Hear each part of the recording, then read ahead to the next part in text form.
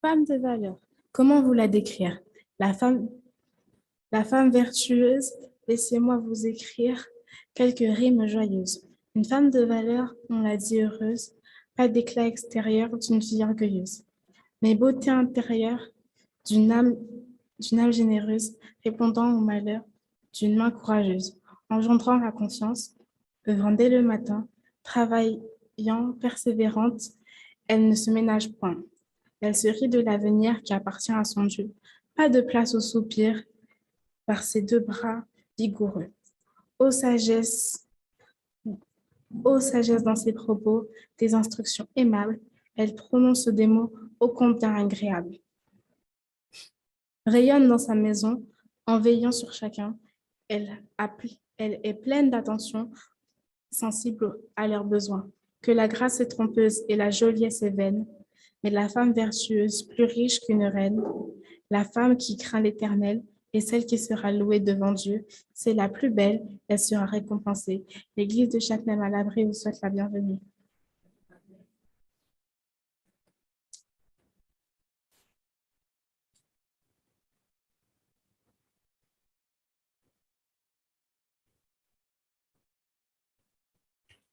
Chères sœurs, chers frères, c'est une grande joie pour moi de vous retrouver après cette période estivale.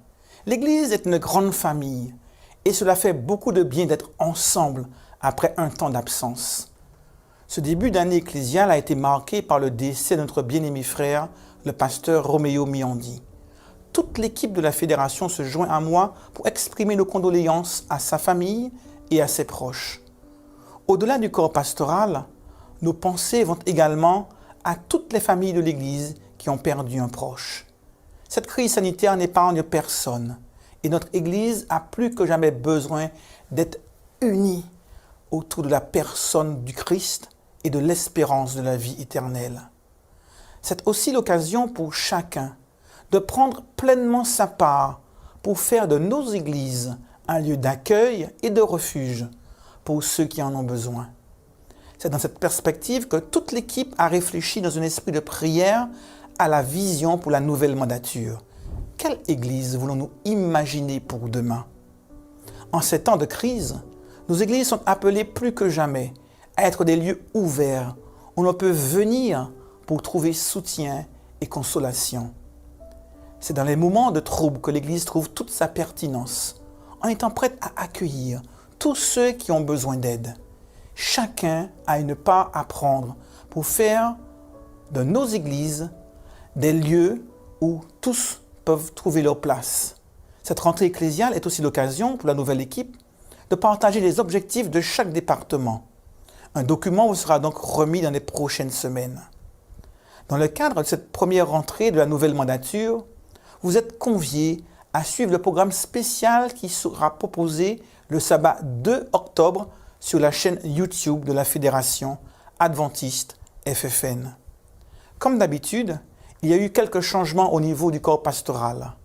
Nous sommes heureux d'accueillir des nouveaux collègues, les pasteurs Dragoș Brazoveanu et Sangmin Ho. Nous accueillons également Patrice Fauvé-Sablon qui commence son stage pastoral sous la direction du pasteur Giovanni Bonotto. 2 collègues retraités nous ont rejoints pour s'occuper d'église durant une année, les pasteurs André Fézor et Bertrand Clavier. Plusieurs changements ont eu lieu dans les affectations pastorales. Vous trouverez l'ensemble de ces changements sur le site de la Fédération Adventiste FFN.org. Merci à chacun pour vos prières alors que les défis sont nombreux. C'est dans les temps troublés comme ceux-ci que nous sommes plus que jamais invités à nous engager les uns envers les autres dans l'amour et la bienveillance. Toute l'équipe de la Fédération se tient à votre disposition pour vous accompagner dans la mission et dans cette période difficile. Conformément à l'invitation de l'apôtre Pierre, soyons tous animés des mêmes pensées et des mêmes sentiments, pleins d'amour fraternel, de compassion et d'humilité.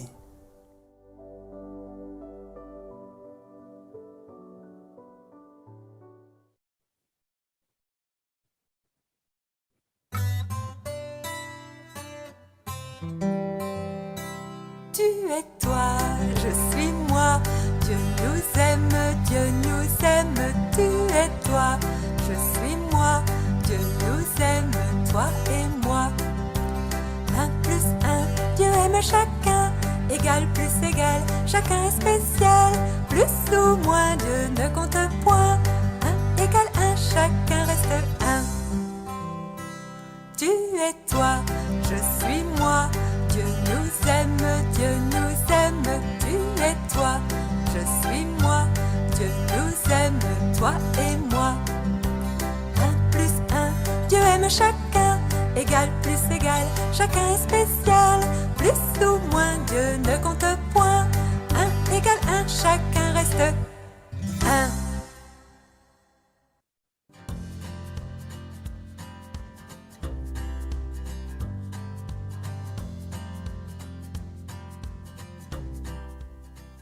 Bonjour, c'est Virginie.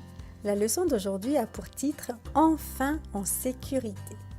Le verset à mémoriser se trouve dans Jean 14, verset 2. « Il y a beaucoup de demeures dans la maison de mon Père.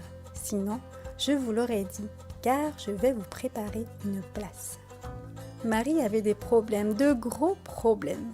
Elle avait accidentellement fait tomber la boîte d'œufs. Quel désastre!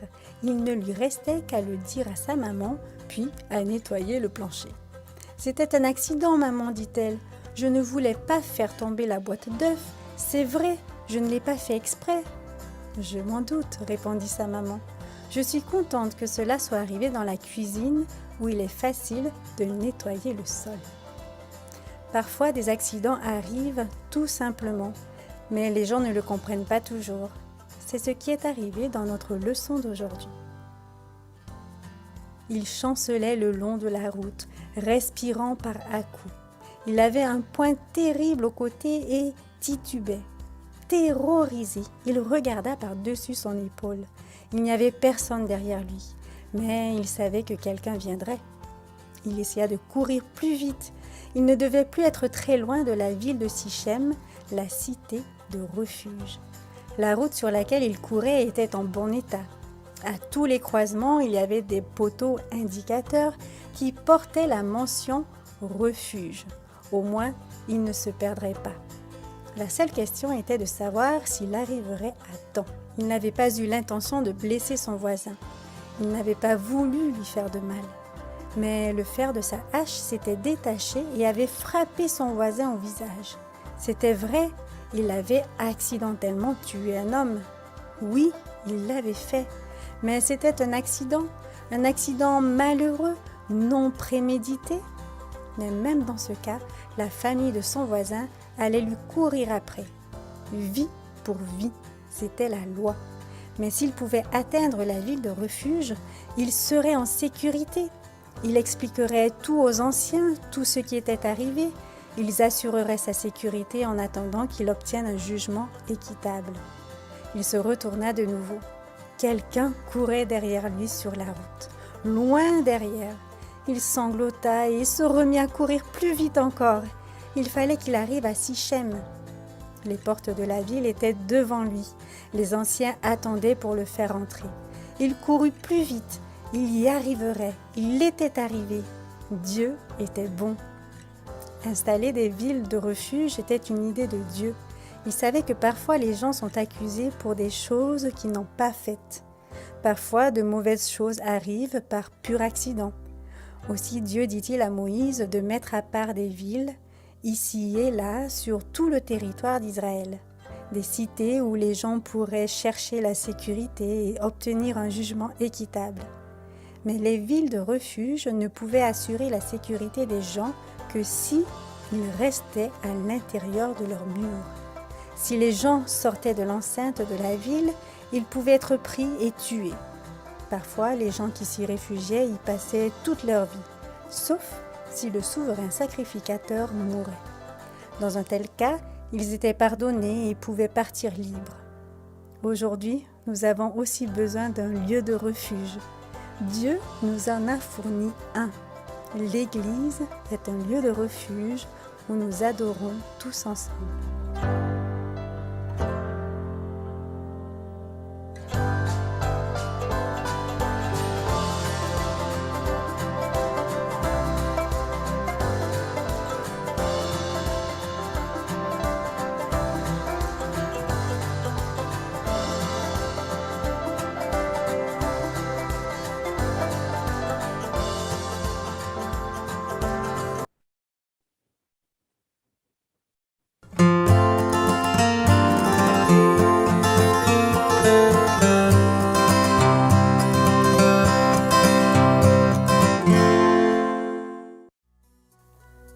Saviez-vous que les légumes oranges sont très bénéfiques pour la santé? Tout le monde connaît les carottes et la citrouille, mais il y a aussi la courge et la patate douce, qui ont d'excellentes propriétés pour la santé. Les 5 principaux bienfaits d'une consommation quotidienne de légumes oranges sont la prévention du cancer, particulièrement le cancer du sein, parce que ça contient beaucoup de vitamine A. Ça prévient aussi la cataracte, parce que ça contient de la bêta-carotène, et ça contribue à améliorer la vision. La prévention des maladies cardiovasculaires grâce aux antioxydants et la production d'anticorps grâce à la vitamine B6. Les légumes oranges, particulièrement les courges, sont très faciles à digérer.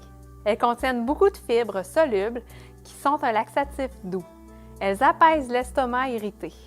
On peut faire une grande variété de recettes délicieuses avec les légumes oranges. Vous pouvez en faire du potage, de la purée, des frites, du pain, des biscuits ou de la compote. Vous pouvez l'apprêter en entrée, en plat principal, en dessert. Leur goût doux et sucré permet de réaliser des recettes santé.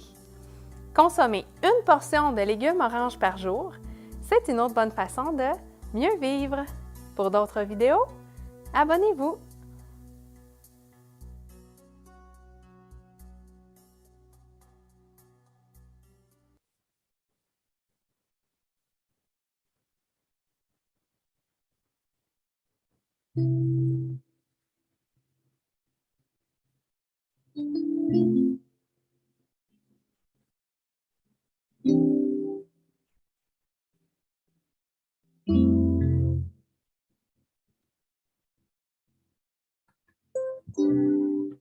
Bonjour chers amis, chers frères, chères sœurs, chers amis internautes.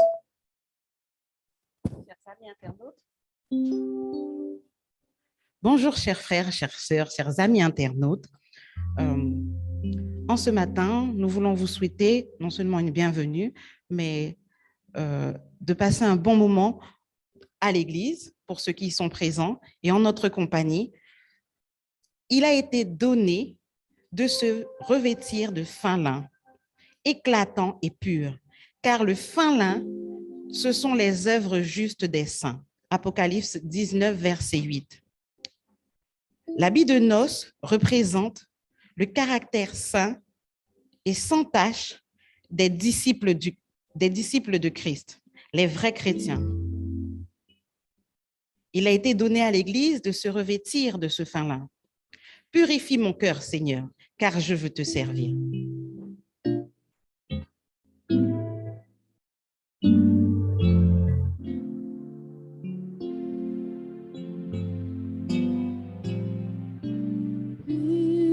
Purifie mon cœur, rends-moi aussi pur que l'or et l'argent. Purifie mon cœur, rends-moi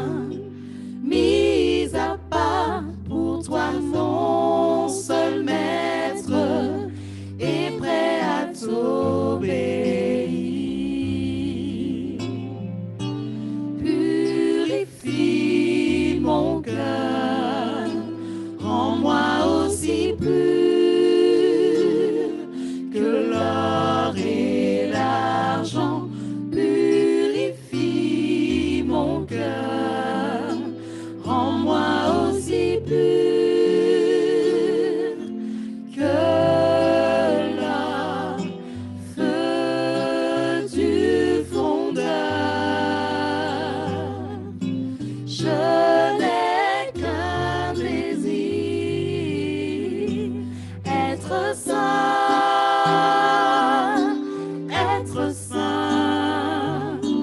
mis à part pour toi, Seigneur. Oui, je choisis d'être saint, mis à part pour toi, mon seul maître, et prêt à t'obéir, et prêt à t'obéir.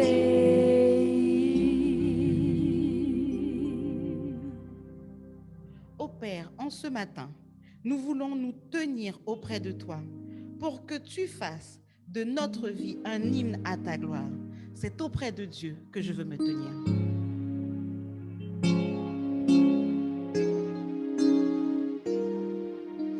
C'est auprès de Dieu que je veux me tenir. Il est mon Seigneur, mon roi. C'est auprès de Dieu que je veux ressentir tout l'amour qu'il a pour moi. C'est auprès de Dieu que je voudrais grandir, entendre le son de sa voix. Je viens devant le trône, par ta grâce je me tiens, en ta présence je lève les yeux vers le lieu saint pour contempler ta face. Je veux rester près de toi.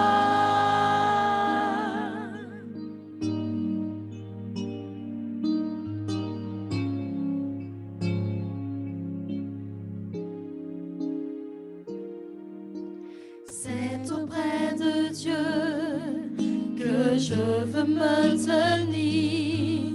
Il est mon Seigneur, mon roi. C'est auprès de Dieu que je veux ressentir tout l'amour qu'il a pour moi. C'est auprès de Dieu que je voudrais grandir, entendre le son de sa voix.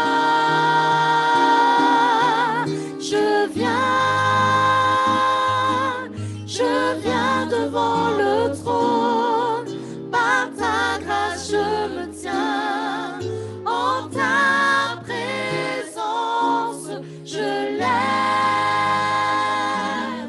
les yeux vers le lieu saint pour contempler ta face. Je veux rester près de. Je viens devant le trône, par ta grâce je me tiens, en ta présence je lève mes yeux vers le lieu saint pour contempler ta face. Je veux rester près de toi. Je veux rester près de toi. Je veux rester près de toi.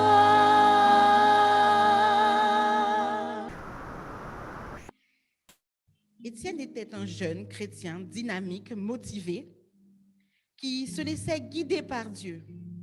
Il avait trouvé en Christ un guide Dieu était sa valeur. Ô Seigneur, sois ma valeur. En toi, je sais qui je suis.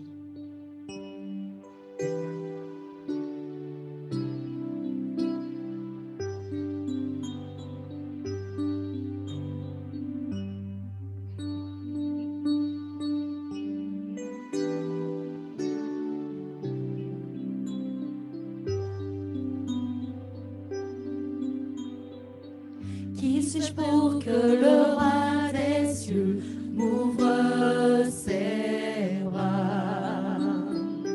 Perdu mais trouvé par sa grâce, son amour pour moi, son amour pour moi. Il m'a libéré, ma dette est payée, je suis enfant de Dieu, je suis à lui. Il m'a racheté à la croix grâce à son dame.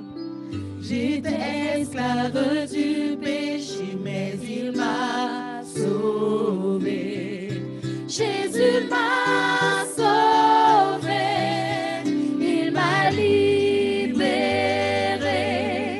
ma dette est payée, je suis enfant de Dieu, je suis à lui. Et dans sa maison, j'ai trouvé ma place, je suis enfant de Dieu, je suis à lui. Je suis choisi et affranchi. En toi, je sais qui je suis. Tu es pour moi, pas contre moi. En toi, je sais qui je suis. Je suis choisi et affranchi. En toi, je sais qui je suis. Tu es pour moi, pas contre moi. En toi, je sais qui je suis. En toi, je sais qui je suis. Il m'a libéré, ma dette est payée. Je suis enfant de Dieu, je suis à lui. Et dans sa maison, j'ai trouvé ma place. Je suis enfant de Dieu, je suis à lui. Et dans sa maison, j'ai trouvé ma place. Je suis enfant de Dieu, je suis à lui. Chers amis, chers frères, c'est ce que je vous souhaite ce matin. Dans sa maison, trouver sa place.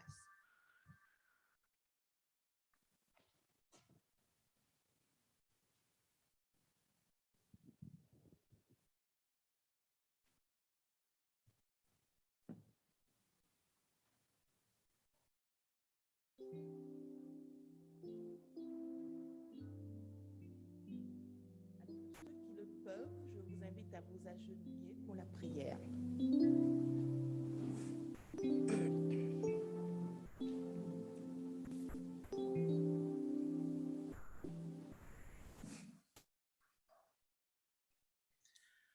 Ô notre Dieu, notre Père, toi qui vis et qui règnes dans les cieux, que ton nom soit glorifié, que ton nom soit exalté, que ton nom soit béni, que ton nom soit craint sur la terre comme au ciel. Ô Père éternel, en cet instant, nous voulons implorer ta présence à notre culte d'adoration. Nous implorons la présence de ton Saint-Esprit. Nous implorons la présence de Jésus-Christ ce matin au milieu de nous. Nous voulons t'offrir ce culte qui te soit agréable, Père éternel. Que ton Esprit Saint accompagne chacun de nous, ainsi que ceux qui sont sur YouTube. Nous voulons te les présenter, Père éternel. Accompagne-nous, accorde-nous toutes tes grâces et tes bénédictions, et que ce jour te soit complètement réservé, ce jour que tu as mis à part, que tu as béni et sanctifié, Père éternel. Nous t'invoquons et nous implorons ta présence, Père. Bénis tous tes enfants, Seigneur, sur toute la surface du globe. Sois avec tous ceux, Seigneur, qui sont malades et qui ne peuvent pas se joindre parmi nous. Nous voulons te demander de passer ta main puissante et guérissante sur eux. Sur tous ceux, Père, qui sont découragés, tous ceux qui ont peut-être perdu la foi. Encourage-les, rappelle-leur que tu es là, rappelle-leur que tu es leur soutien, leur secours et leur appui. Ô tendre Père, nous avons confiance en toi et nous savons que tu es proche de tes enfants, tu es près de tous ceux qui t'appellent, Seigneur mon Dieu. Nous voulons te présenter, Père, ce culte ce matin. Nous te présentons Daniel qui aura à partager ce message. Que tu puisses oindre ses lèvres afin que nous puissions être édifiés, Père éternel, et que ton nom seul soit glorifié. Garde chacun de nous ici présents. Nous t'avons prié par les mérites du sang de Jésus-Christ et pour ta gloire éternelle. Amen.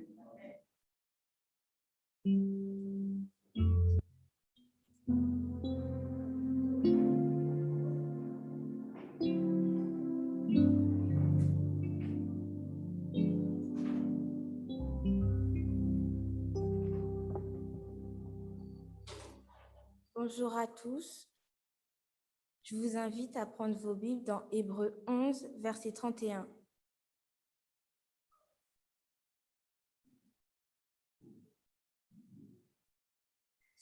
C'est par la foi que Rahab, la prostituée, ne périt pas avec les rebelles parce qu'elle avait reçu les espions avec bienveillance.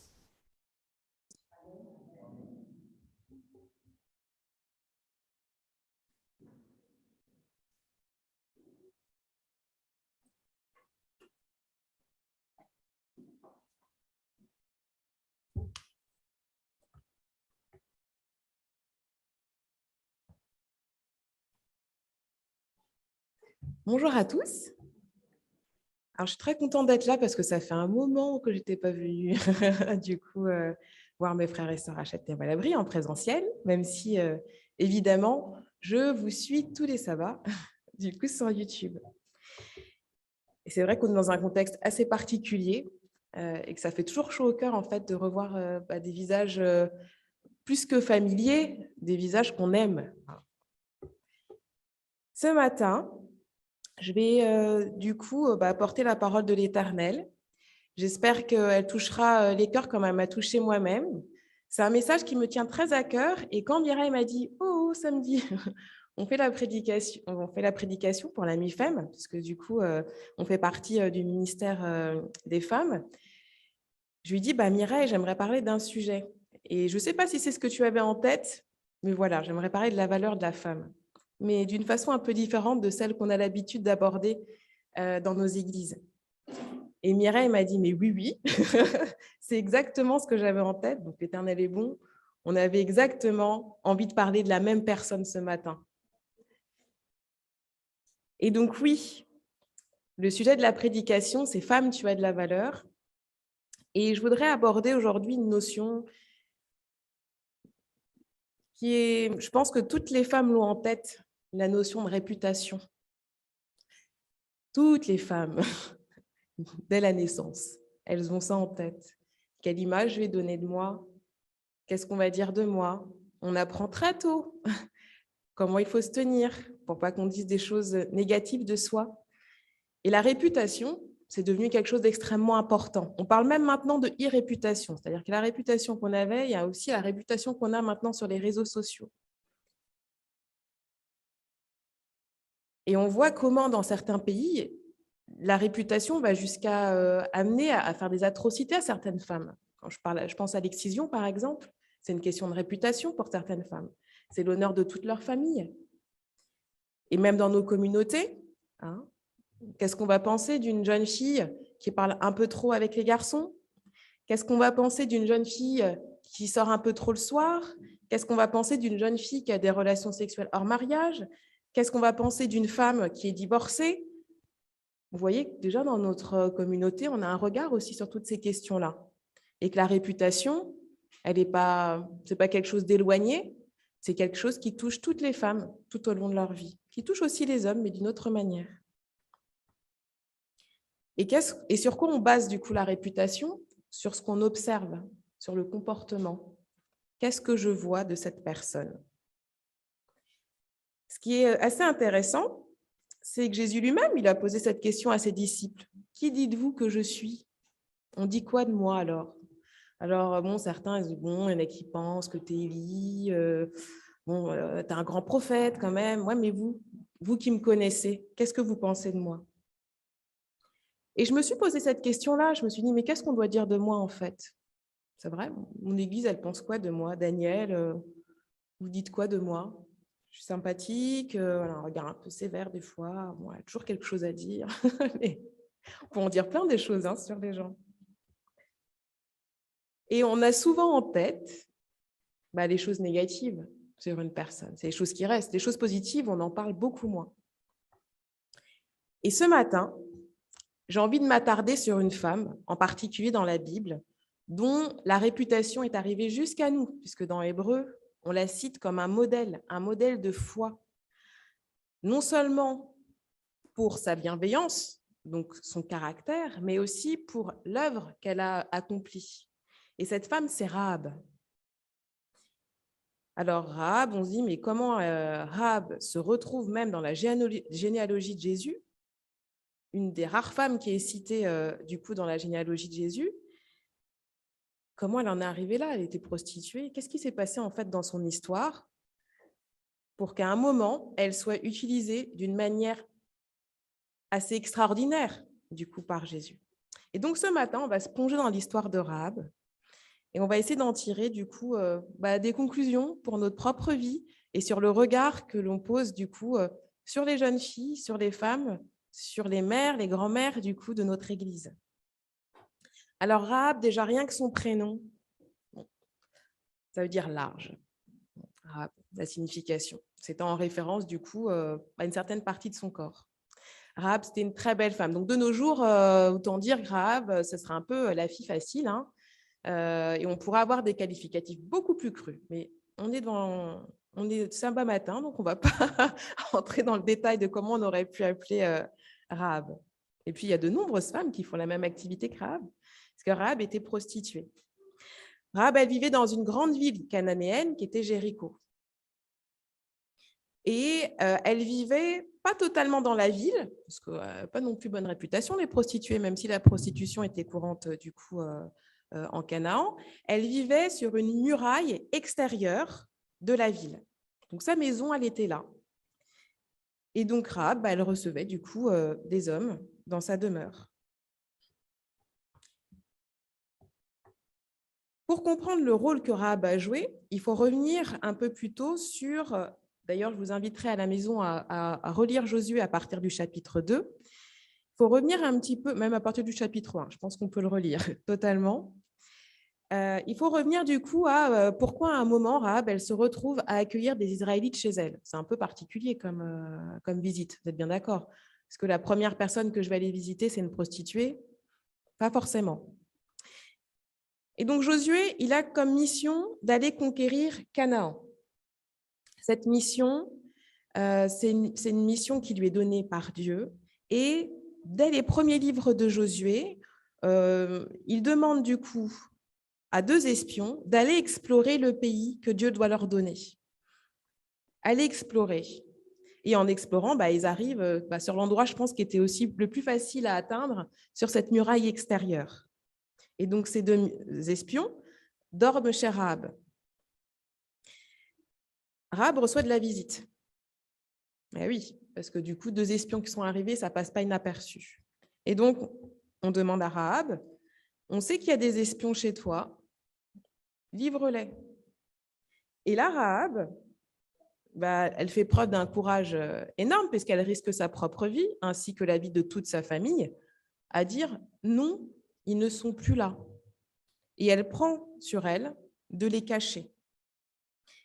Elle les cache toute la nuit et elle les aide en plus à se sauver.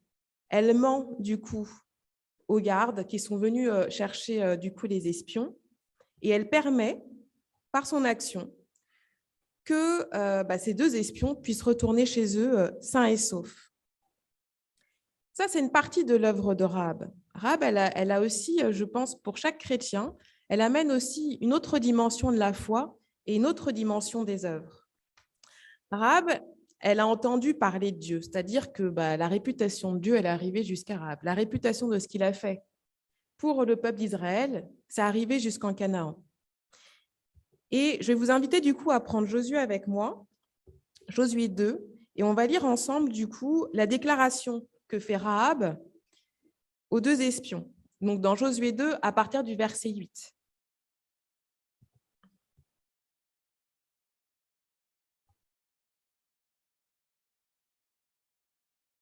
Donc elle a caché les espions, ils sont en train de dormir, et elle monte sur le toit pour leur parler. Et elle leur dit, « Je le sais, l'Éternel vous a donné ce pays. La terreur que vous inspirez s'est emparée de nous et tous les habitants du pays tremblent devant vous.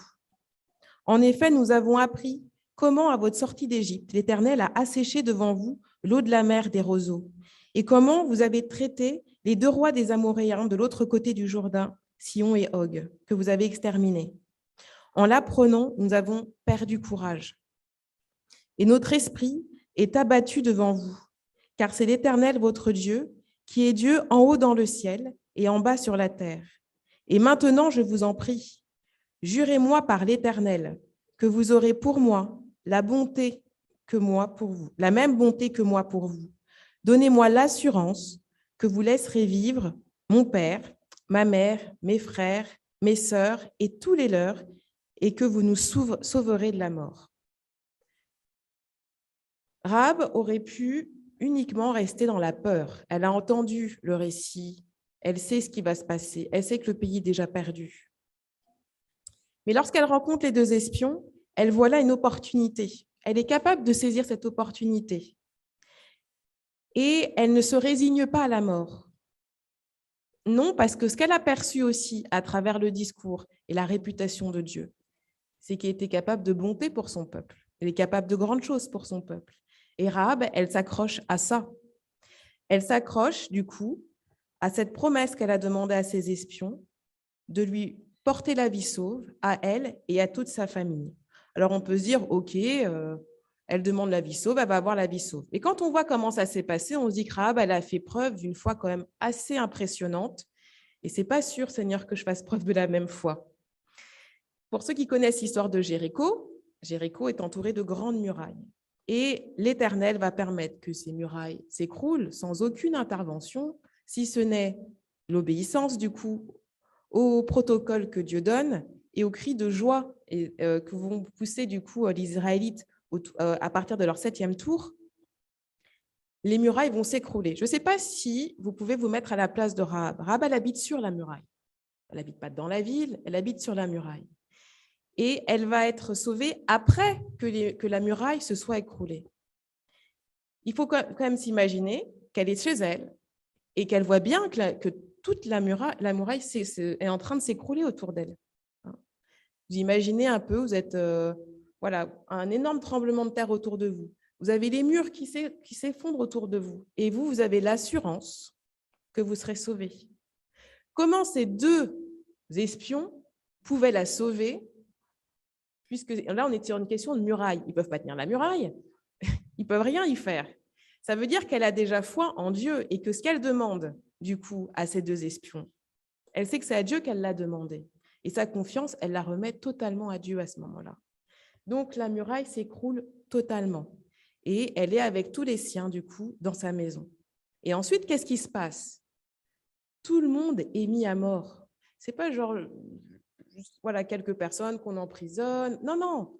Les bébés, les femmes, les hommes, même les bœufs, les ânes, les brebis, tout est mis à mort. Et elle attend du coup sa délivrance. Je ne sais pas si... des fois, je suis frappée par les récits de personnes, les récits de guerre, des personnes qui sortent de la guerre ou autre. Et je me dis, mais quel courage! C'est-à-dire qu'à un moment, ils sont capables de voir la lueur d'espoir. Et là, récemment, avec la situation en Afghanistan, on a vu tout le tollé que ça a fait, parce qu'il y a des personnes qui avaient aidé du coup les alliés américains, qui se retrouvaient à dire, mais, ah oui, mais sauvez-moi avec toute ma famille, et on est là au compte-gouttes à prendre une personne, pas l'autre. Et là, quand on voit Rahab, quand elle dit toute sa famille, c'est pas juste elle, son père, sa mère, hein. Ses frères, ses sœurs, les conjoints de ses frères et sœurs. Enfin, je veux dire, quand elle quitte du coup Jéricho, elle n'est pas toute seule, Rahab.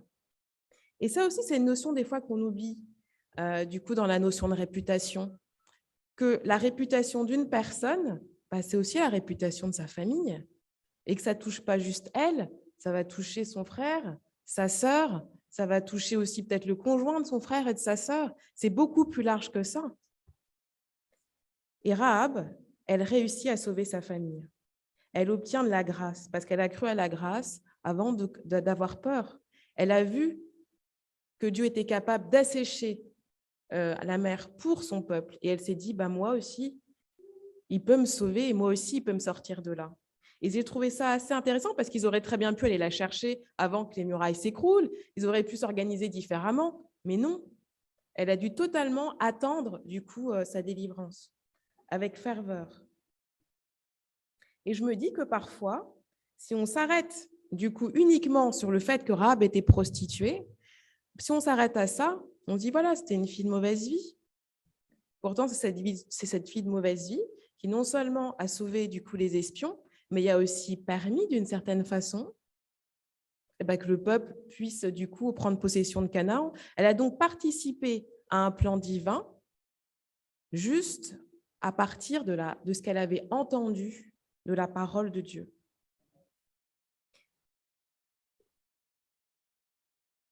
Et ça va même encore plus loin puisqu'elle a participé au plan de la rédemption, Rahab. Ça ne s'est pas juste arrêté du coup à la Canaan. En tout cas, elle est l'arrière grand-mère, peut-être encore plus arrière, de Jésus.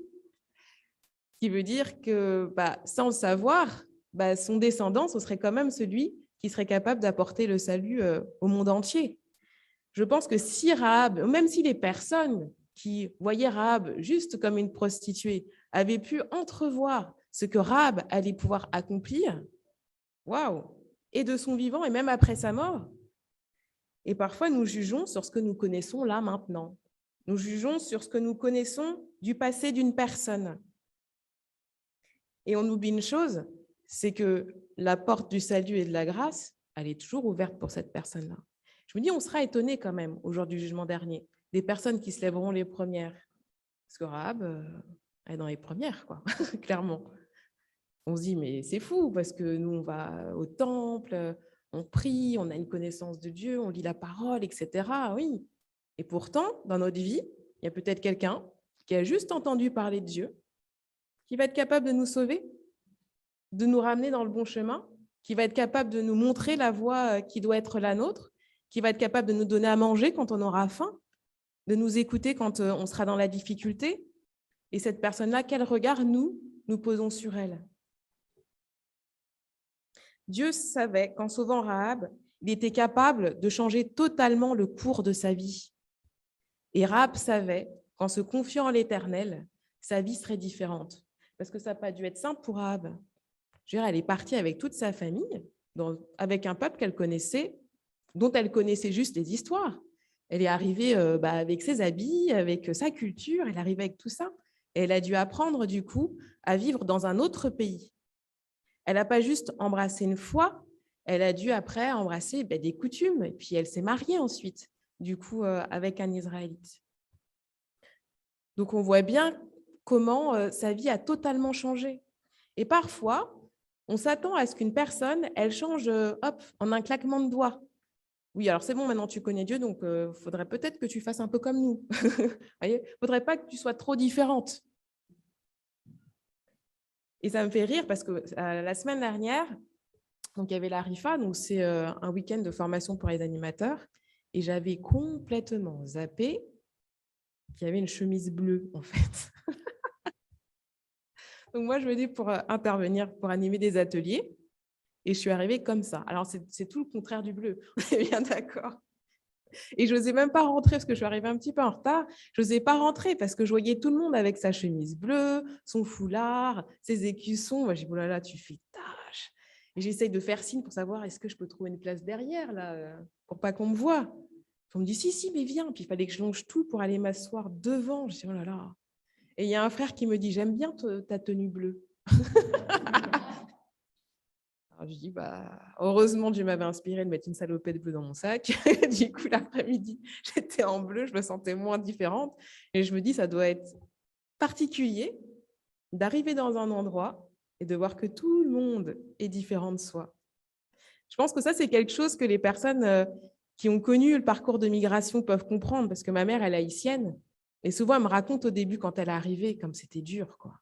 Il n'y a personne qui parle haïtien. Puis à l'époque, ce n'était pas comme maintenant, on pouvait trouver tout très rapidement. Et puis à chaque fois qu'elle voyait un noir, elle avait l'espoir qu'il parle créole, quoi. Elle était là, est-ce que je vais pouvoir parler créole avec lui? Est-ce que du coup, il va me comprendre? J'aimerais manger la nourriture de chez moi. Et puis finalement, elle a rencontré d'autres personnes qui lui ont ouvert d'autres portes, qui lui ont montré des bouts de leur culture.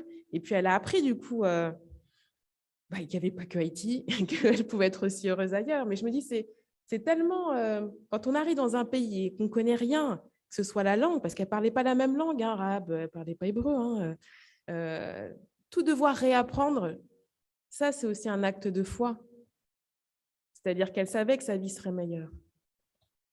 Et par moments, on s'arrête à ce que l'on voit d'une personne. Alors, je ne sais plus c'était début week-end fin week-end d'août, je suis allée voir ma sœur qui est à Genève, et puis elle me dit, alors on est parti du coup à l'église samedi, et puis dimanche, elle me dit, viens, on va aller à Hillsong et tout. Je dis, ouais, pourquoi pas. Et là, j'arrive et je me suis dit, waouh, les personnes, elles venaient comme elles étaient. Il y en avait qui avaient envie de bien s'habiller, parce que voilà, puis d'autres qui étaient passés par là et ils sont rentrés, quoi. Et le diacre, en plus, était tatoué de la tête aux pieds et tout. Je me suis dit, oh là là, je ne suis pas sûre qu'il aurait été diacre dans mon église, hein. Mais ça m'a fait plaisir, en fait, de voir toutes ces personnes avec une grande diversité, des plus jeunes aux plus vieux, qui étaient juste heureux de venir louer l'Éternel, qui étaient juste heureux d'être ensemble et qui se considéraient comme une famille, même s'ils étaient différents. Et ça a commencé à germer cette idée de j'aimerais bien parler de rab, en fait, du coup, à l'église. Et pourquoi cette idée aussi, elle a germé en moi? Parce que le jugement, c'est quelque chose d'extrêmement destructeur. Et notamment pour nos jeunes gens, pour les plus jeunes. Récemment, j'ai été assez frappée dans les informations. Je regarde un peu moins les informations parce que sinon, il y a trop de négativité, on ne s'en sort plus.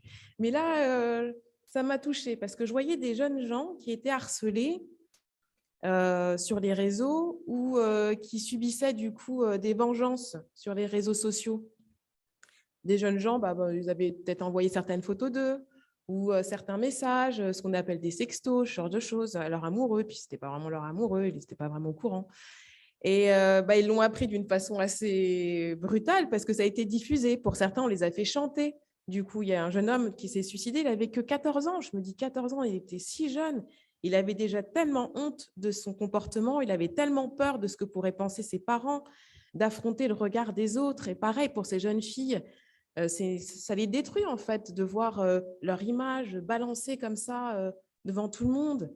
Et demain, il va falloir retourner au collège, il va falloir retourner au lycée, voir tout le monde qui a peut-être vu certaines parties de son corps. En plus, c'est un âge où on n'est pas encore très à l'aise. Même pour un adulte, je pense que si on diffuse une photo de vous dans la plus grande intimité, vous ne serez pas à l'aise du tout. Si demain, j'apprends que vous avez tous vu une photo de moi, bon, je ne pense pas qu'il y en ait, mais tous vu une photo de moi, je me dirais, bon, je ferais un peu comme si de rien n'était, mais je sais bien qu'on ne va pas me regarder de la même façon et que ça va changer quelque chose de votre perception de moi. Et je me dis, ces jeunes gens, ils sont tellement jeunes pour s'être donné la mort, pour avoir fait des tentatives de suicide par rapport à ces choses-là, par peur, par juste peur du regard des autres. Et je me dis, et j'ai un message à leur passer, qui est que Jésus il est passé par là aussi. C'était pas simple pour lui. Il me disait, mais qu'est-ce qui peut sortir de Nazareth, quoi? C'est quoi cette histoire? Nazareth, c'est une pauvre banlieue, là. Qu'est-ce qu'il y a de bon qui peut sortir de là? Rien. Les apôtres, mais ça a dû être extrêmement difficile quand ils ont pris la parole. Non, mais tu te rappelles pas, lui était pécheur, mais qu'est-ce qui vient nous prendre la tête? Non, mais il n'en sait rien de quoi il parle. Il vient, là, il parle avec autorité, mais il a une autorité de qui? On les a remis en question aussi. Et pour autant, Jésus et Dieu a besoin de chacun d'entre nous.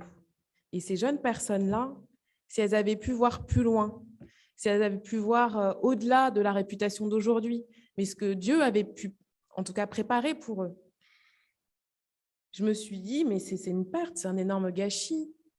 Tant d'enfants, du coup, qui sont sacrifiés juste pour des questions de réputation. Pareil, on a pu suivre l'histoire d'une femme qui s'était fait brûler parce qu'en fait, elle voulait se séparer de son conjoint, il ne l'a pas accepté, ça nuisait à sa réputation à lui, alors du coup, il s'est vengé sur elle. Vous voyez jusqu'où les réputations, elles peuvent amener les personnes, alors que Dieu a un plan pour chacun d'entre nous. Dieu a une œuvre qui est bien plus grande que ce que ton image ou ta réputation peut dire de toi maintenant. Et nous, pareil, en tant que chrétiens, ne soyons pas non plus des agents, voilà, qui répètent la réputation, qui vont aller chercher le passé d'une personne, aller chercher l'histoire de la famille d'un tel. Ça n'intéresse personne. Ça n'intéresse pas Dieu. Dieu a un autre plan pour nous. Et tout comme il a pu sauver Rahab et qu'il avait un plan particulier pour elle, il a un plan pour chacun d'entre nous, et particulièrement pour nous les femmes. Quel que soit notre âge, que nous soyons des jeunes filles, que nous soyons des adolescentes, que nous soyons des mères, que nous soyons des personnes célibataires, des femmes célibataires, des femmes divorcées, nous n'avons pas moins de valeur pour Dieu. Au contraire, nous sommes des choses précieuses. Il y a énormément de femmes qui pensent ne pas avoir de valeur. Énormément de femmes qui, parce qu'elles ont connu un divorce, parce qu'elles sont tombées enceintes en dehors du mariage, se dévalorisent, alors que Dieu leur ouvre les portes de la grâce et du salut. Et nous, en tant que frères et sœurs, nous ne devons pas les ramener à leur passé. C'est derrière eux. Et même des fois, on ne doit pas ramener au présent, parce qu'on ne connaît pas le futur d'une personne. Et donc, mon souhait pour notre communauté et mon souhait pour chaque jeune personne, mais aussi pour des personnes plus matures, c'est de savoir que Dieu nous connaît, qu'il a un plan pour nous, que nous avons de la valeur pour lui, nous sommes précieux, et que nous sentions sales, que nous sentions mal, quel que soit ce que nous pouvons être en train de ressentir là maintenant, Dieu est capable de le remplacer par sa grâce, par son amour, par sa douceur. Parce que Rahab, ce qui reste d'elle dans la Bible, c'est qu'elle a fait preuve de bienveillance et de bonté, et que c'est ça la valeur d'une femme chrétienne aujourd'hui.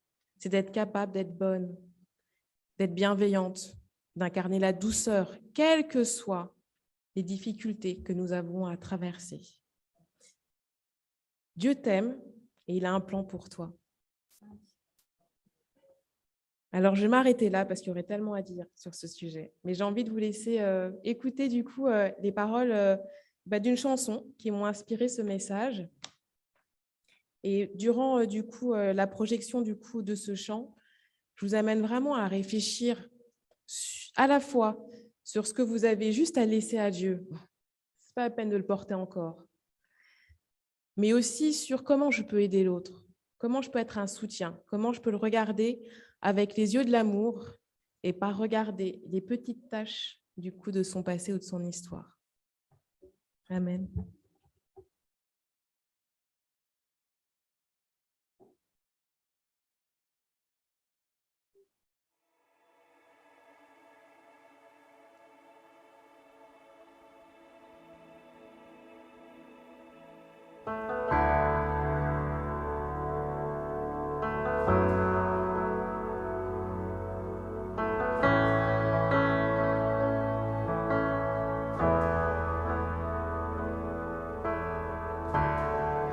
Oh, quelle paix dans ce moment, dans le calme de ta présence, quand le bruit faiblit et parles à mon âme. Tu as toute mon attention. Fais-moi entendre ta voix. Je ne veux rien manquer. Seigneur, mon cœur désire plus de toi. Mon cœur recherche ta face, alors je cède à toi. Et tout ton monde est ému par ton amour, captivé par qui tu es. Conduis-moi à te connaître plus encore. Je veux m'approcher de toi, laisser mes peurs derrière moi. Seigneur, viens toucher ma vie à nouveau. Oh, oh, oh, oh, oh, oh, oh, oh. Comme le soleil à l'aurore, comme la brise dans la nuit, ta paix me restaure, tu me donnes la vie. Il n'y a aucune hésitation dans ton amour, ton affection, rien n'est comparable.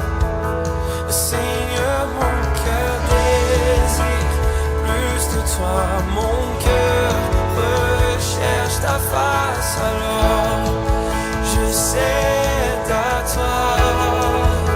Et tout ton moi est ému par ton amour, captivé par qui tu es. Conduis-moi à te connaître plus encore. Je veux m'approcher de toi, laisser mes peurs derrière moi. Seigneur, viens toucher ma vie à nouveau. Oh, oh, oh, oh,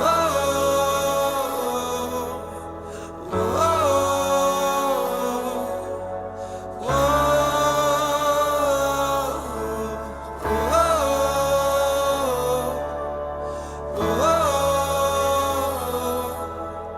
oh, à toi j'ouvre mon cœur, Seigneur. À toi j'ouvre mon cœur à jamais. Donc fais ce que toi seul sais faire. Jésus, viens régner dans ma vie. À toi j'ouvre mon cœur, Seigneur. À toi j'ouvre mon cœur à jamais. Donc fais ce que toi seul sais faire. Jésus, viens régner dans ma vie. À toi j'ouvre mon cœur, Seigneur. À toi j'ouvre mon cœur à jamais. Donc fais ce que toi seul sais faire. Oh Jésus, viens régner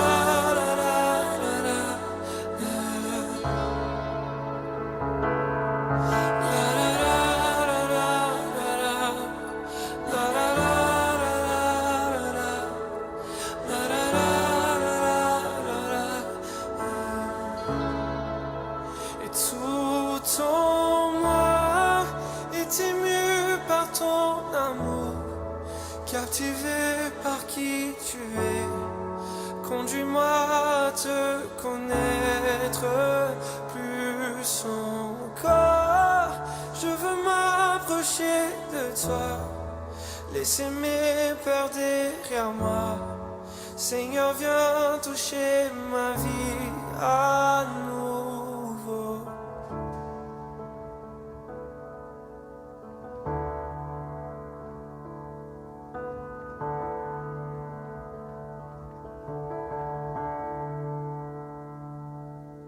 Alors, le message adressé à la jeunesse cette année, c'est « Viens comme tu es ».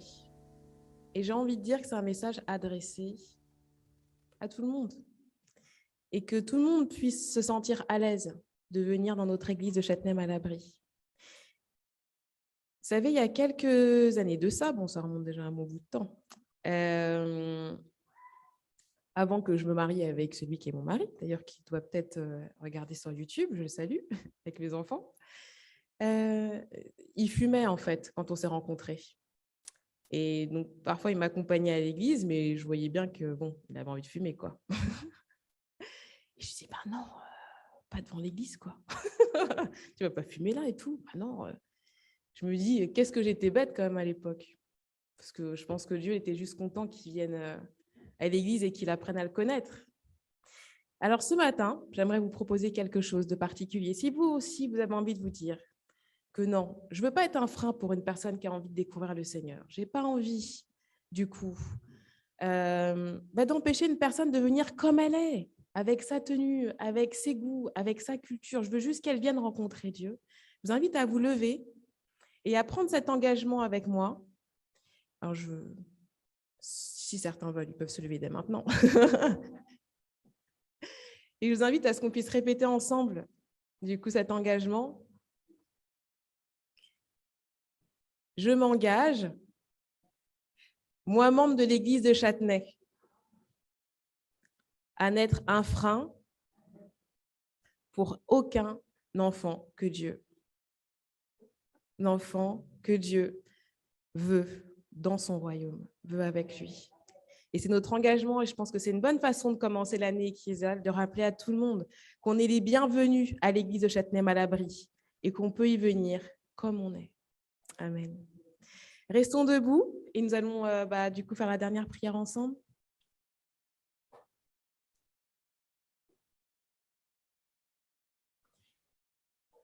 Père éternel, merci pour ce moment de partage que tu nous as permis de vivre ensemble. Merci pour ce sabbat que tu as voulu tourner vers le ministère des femmes. Ce sabbat tourné, Seigneur, à la fois vers nos jeunes filles, vers nos mères, nos grands-mères, nos sœurs, mais tourné aussi, Seigneur, vers toute ton Église. Seigneur, tu veux que nous soyons des agents pour toi, des agents de paix, des agents d'amour, des agents de douceur. Et tu sais à quel point, tout autour de nous, Seigneur, il y a des personnes qui ont besoin de ressentir cet amour, qui ont besoin de ressentir ta présence, qui ont besoin de donner un nouveau tournant à leur vie et qui ont besoin, Seigneur, d'entrevoir la direction, cette nouvelle direction que tu as mis pour eux. Père éternel, permets que chacun de tes enfants, chacun de tes membres ici présents, ne soit jamais une entrave, Seigneur, pour qui que ce soit, à la découverte de qui tu es. Seigneur, tu es plus grand que nous, mais tu as quand même voulu que nous participions à ton plan. Les portes du salut, Seigneur, sont grandes ouvertes, et ta grâce est pour tout le monde. Permets, Seigneur, que cette année, Châtenay puisse se tourner vers les personnes qui l'entourent, vers les personnes qui ont besoin, Seigneur, de connaître ton amour. Et qu'elle puisse, Seigneur, encourager, fortifier, soutenir toutes les personnes qui en ont besoin. Fais de ton Église, Seigneur, ce qu'elle doit être, un lieu hospitalier, un lieu qui attend, un lieu qui veut rencontrer, un lieu qui va vers. Nous ne sommes pas parfaits, Seigneur, et nous ne pouvons pas, Seigneur, conduire cette œuvre uniquement avec nous. Mais tu nous as donné ton Esprit Saint, tu nous as donné ta parole, et tu nous guides, Seigneur, vers cette direction. Père éternel, merci d'être que tu prends soin de nous, que nous soyons ici en présentiel, loin, dispersés, dans toute l'Île-de-France. Tu nous donnes une même vision. Cette vision, Seigneur, c'est la tienne. Partage-la avec nous. Nous te prions par le nom de ton Fils Jésus-Christ et pour ta gloire. Amen.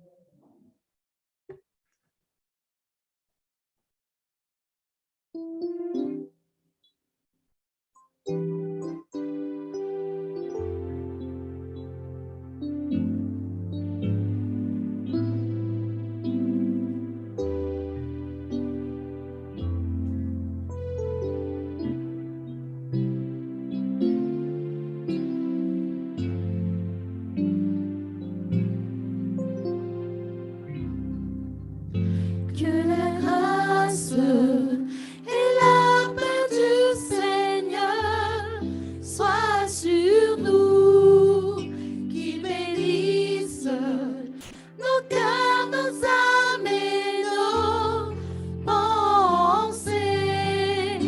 À lui seul soit la gloire, la puissance et l'honneur, aujourd'hui et à jamais.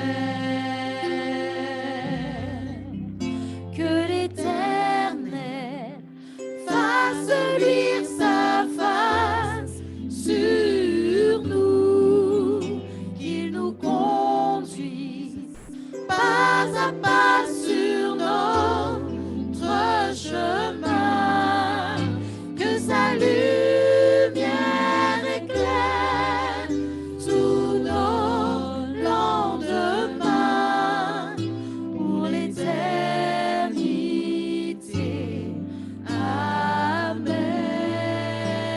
Amen. Pour l'éternité.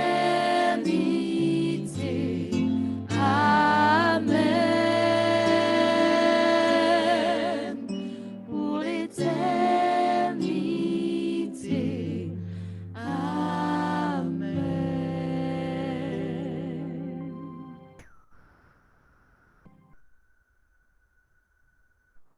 Je suis la fille du roi de l'univers. Voilà qui je suis. C'est en lui qu'est ma valeur. Je souhaite que cette semaine qui s'écoule, chaque jour, vous vous réveillez avec cette pensée. Vous êtes les fils et les filles du roi de l'univers. Que la grâce de Dieu vous raccompagne chez vous et que vous passiez une bonne fin de sabbat. Alors, juste une petite attention. Comme vous avez vu l'annonce fédérale qui est parue, donc le culte sera présenté par la Fédé sur YouTube, mais par contre, il sera projeté, c'est samedi prochain, le 2 octobre, par contre, il sera projeté ici à l'église pour ceux qui veulent venir en présentiel. Bon sabbat à vous. Merci. À partir de 11h, n'oubliez pas.